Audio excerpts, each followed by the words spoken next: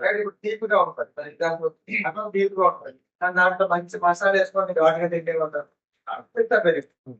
అదే పిత్తం మనం for example me capacity 5 ఇడ్లీలు 5 ఇడ్లీలు తిన్నారనుకో మీకు పిత్తం కరెక్ట్ గా ఉంటుంది. 4-3 తిన్నారనుకోండి శరీరంలో బాగా ఉంటుంది, యాక్టివ్. 8 తిన్నారనుకోండి సార్. ఇప్పుడు బాక్స్ బగారా రైస్ ఏదైతే పెట్టా నాకు బాక్స్ ఒక ముద్ద ఎక్కువ వేస్తారనుకోండి, అంటే పులుసు వేసుకోండి అలా అనుకో పథకం. మనం తినాల్సిన దానికంటే కొంచెం తక్కువ తిని లేచి వెళ్ళిపోతాం, లైట్ గా వచ్చేస్తాం. లాస్ట్ ఇక్కడ గడ్డి వేస్తుంది, దాంతో పాటు మంచిగా స్వీట్ ఇస్తాం, ఆ స్వీట్ తో పాటు మామిడి పండు ఇచ్చాం, ఇంకేమవుతుంది కప్పం పెరిగిపోతాం.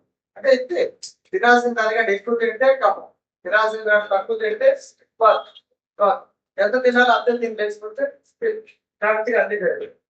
రైట్. అది రాత్రి పడుకున్నప్పుడు ఏం తినాలి, మొదలు తినాలి, పదార్థాలు తినాలి, మంచిగా పడు.